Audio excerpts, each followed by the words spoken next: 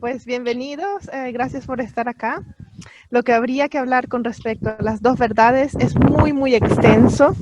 Incluso cuando se estudia a nivel académico en los monasterios, todos los diferentes temas del budismo, la parte en la cual se estudian las perfecciones, que es un libro llamado Parching, tarda 5 años, o en versión reducida, como lo hice yo, entre 1 y 2 años. Entonces, imagínense condensar los puntos más importantes de todos esos años en 2 sesiones. Es un pequeño desafío, pero vamos a decir las cosas más importantes y las cosas que pueden ser más útiles para nosotros también en este momento en que todos estamos atravesando una situación tan difícil. Entonces, yo sé que todos tienen cierta familiarización con el budismo, todos han oído hablar de las 4 nobles verdades y tal vez algunos no hayan oído hablar de las 2 verdades, porque las 2 verdades es un tema que es tan importante en el budismo que marca las distintas escuelas.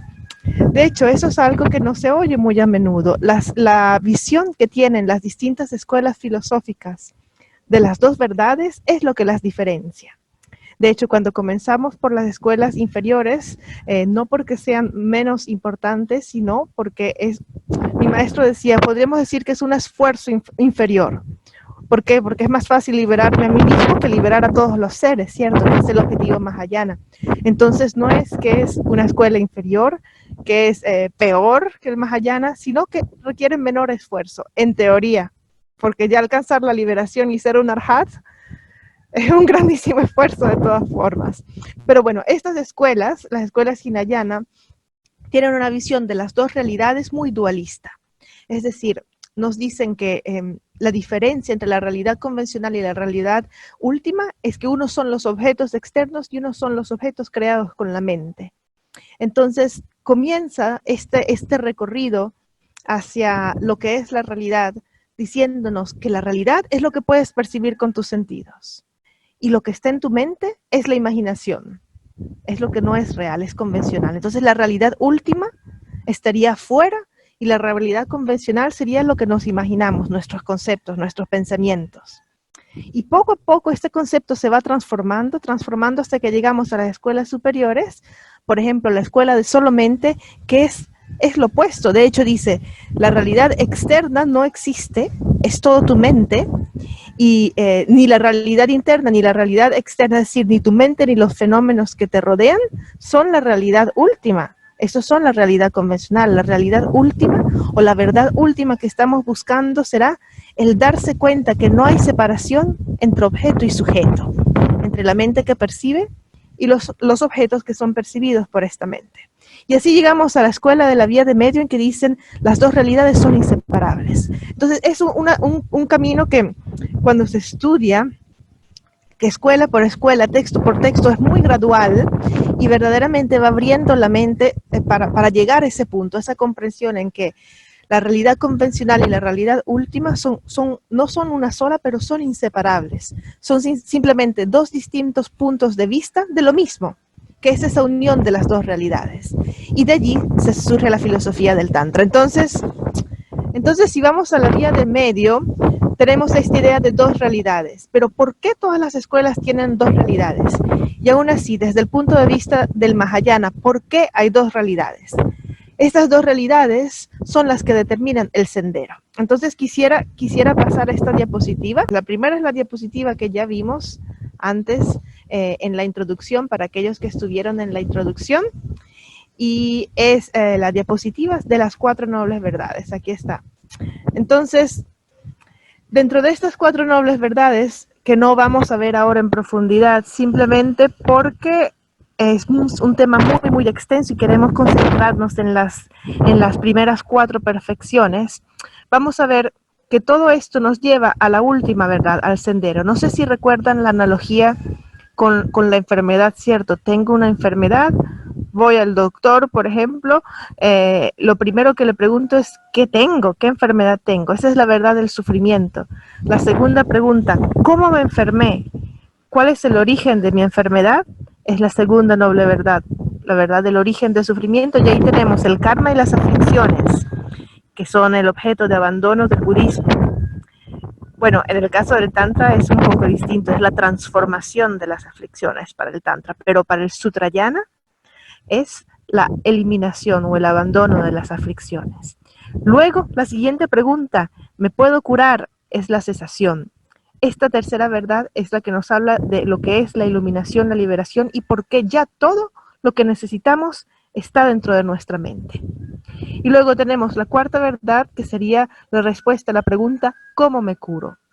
Entonces, esta pregunta, ¿cómo me curo?, es el sendero hacia la iluminación.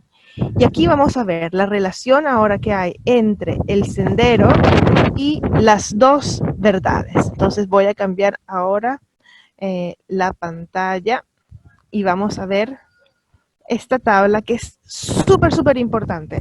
Algunos de ustedes que estuvieron en los seminarios que di en Chile hace algunos años, seguramente se la recuerdan. Y aquí podemos ver una división en dos. Bodhicitta, vacuidad. En el lado de bodhicitta, que es el método, tenemos la realidad convencional. Y en el lado de la sabiduría de la vacuidad, tenemos la realidad última. Entonces, debemos recordar que para el sendero Hinayana, lo que se busca es obtener la liberación. La liberación se obtiene, en teoría, a través de eliminar todo el karma negativo. Pero luego tenemos el vehículo Mahayana, que tiene algo más, y es que no solo necesitamos liberarnos del karma negativo, sino también crear karma positivo. ¿Y por qué? Porque ese karma positivo, esa acumulación de energía positiva, va a dar como resultado lo que sería el Rupakaya, los cuerpos de Buda. Esto es un poco abstracto, un poco raro a veces de entender por qué hablamos de los cuerpos de Buda, por qué hay 4 cuerpos de Buda, qué son cuerpos de Buda. No nos compliquemos mucho. En pocas palabras, cuando cualquier ser obtiene el máximo potencial, porque eso es la iluminación, el máximo potencial posible para una mente que tiene la naturaleza de clara luz, entonces ocurren dos cosas. Uno es lo que le ocurre a nuestra conciencia sutil y otro es lo que le ocurre a nuestra energía sutil. Según el budismo tibetano, nuestra energía sutil se va a convertir en un cuerpo de energía. Ese es el cuerpo de Buda, el cuerpo de forma, cuerpo tangible que vemos en la columna izquierda. Y nuestra mente sutil se va a transformar en la mente de un Buda, es decir, en una mente omnisciente, que es lo que llamamos Dharmakaya o cuerpo de verdad. Entonces, vemos dos resultados, ¿cierto? El cuerpo de un Buda y la mente de un Buda es lo que estamos buscando, lo que queremos obtener, cuerpo y mente iluminadas. Y como el cuerpo es algo tangible, pertenece a la realidad convencional. Por eso, para obtenerlo, tenemos que acumular mérito. Mientras que la mente, que es la que percibe la vacuidad o la realidad última, se purifica a través de la sabiduría de la vacuidad o de lo que llamamos la acumulación de sabiduría. Estas dos acumulaciones, la acumulación de mérito y la acumulación de sabiduría, son lo que llamamos las dos alas del vehículo Mahayana. Para volar necesitamos dos alas.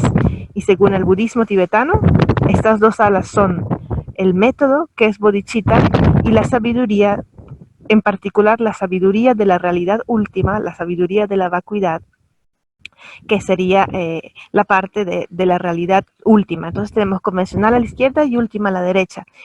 Y luego en el Tantra, no sé si ven el dibujito, estas dos realidades y estas dos acumulaciones de mérito y de sabiduría están representados la parte de bodhicitta por un vajra, un dorje, y la parte de la vacuidad o la realidad última está representado por una campana.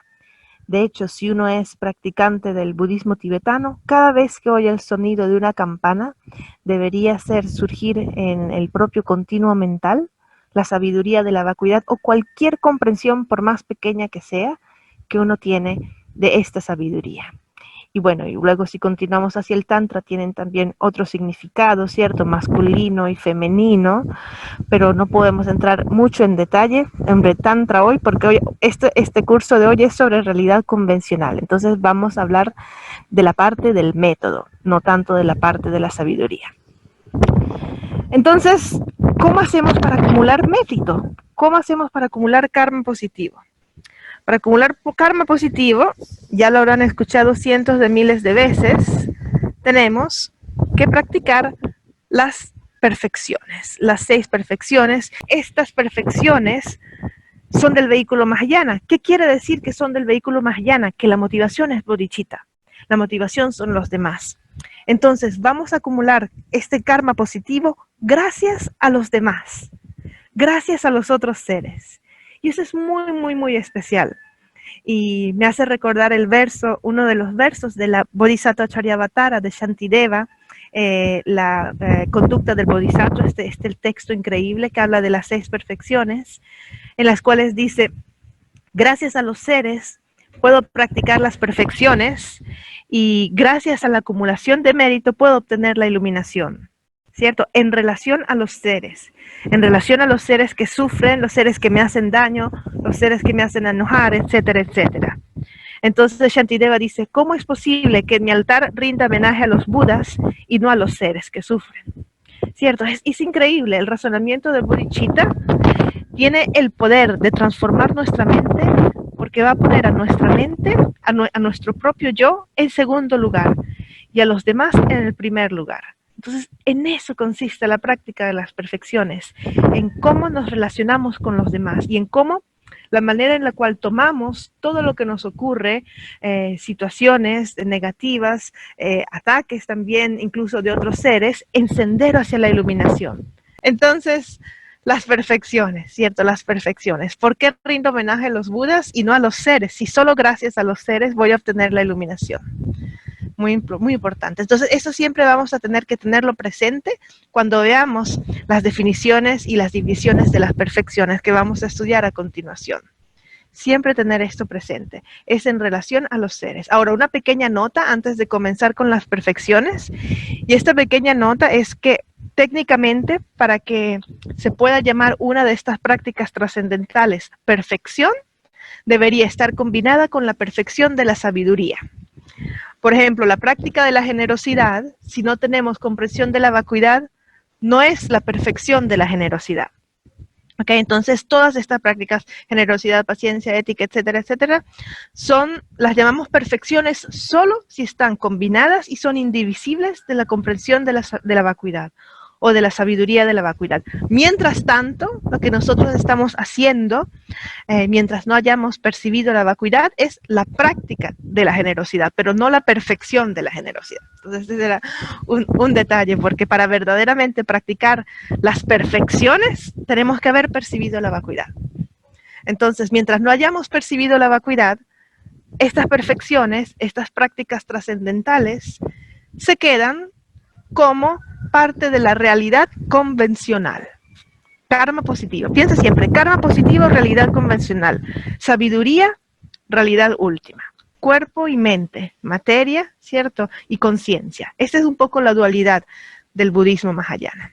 Entonces, teniendo esto en mente, vamos a comenzar con la primera perfección.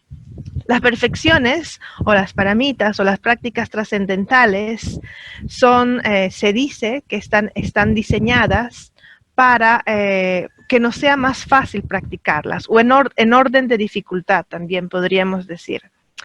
Entonces, la primera de estas prácticas trascendentales es la generosidad. ¿Por qué? Porque si una persona no tiene mucho esfuerzo, si no tiene paciencia, si no tiene ética, aún así puede practicar la generosidad.